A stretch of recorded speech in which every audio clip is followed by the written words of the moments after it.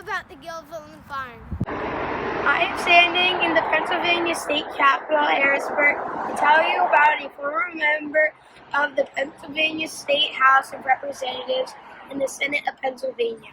John Fife Gilfillan was born May 10, 1826, in Upper St. Clair Township, Allegheny County, Pennsylvania, to John and Margaret Fife Gilfillan.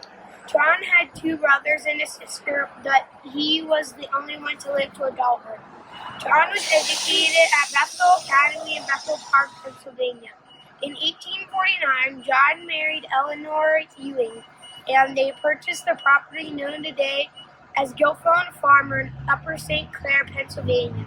They built up the property and raised three daughters and one son. A fourth daughter passed away as a toddler. An accounting book at Gilfillan Farm shows his business at home, including an inventory of goods, cattle, cash, real estate, that he owned a farm, a home farm, an upper and lower farm, 4 tented houses with a blacksmith shop, and a wagon making shop. Records show as early as 1854, John Gilfillan was serving as a captain in the military. In 1863 and 1872, John was elected to the Pennsylvania State House of Representatives. From 1877 to 1880, John Gilfillan was a member of the Pennsylvania State Senate, serving as the chairman of the Vice and Immorality Committee and a member of the Centennial Affairs and a Finance Committee.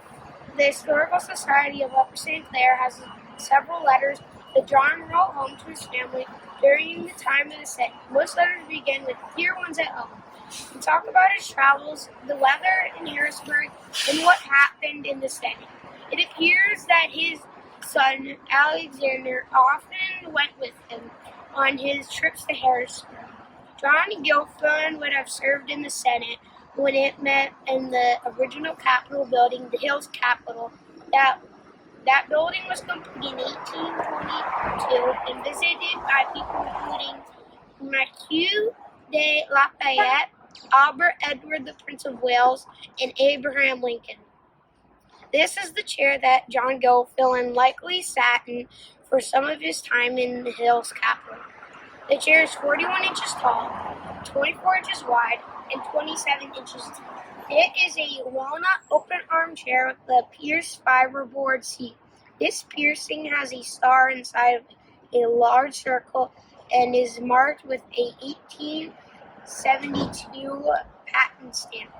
The pierced fiberboard seat is replaced for a can seat. The chair has S of P, or Senate of Pennsylvania, encased in the back splat. The splat in the up-down middle part of the back of the chair.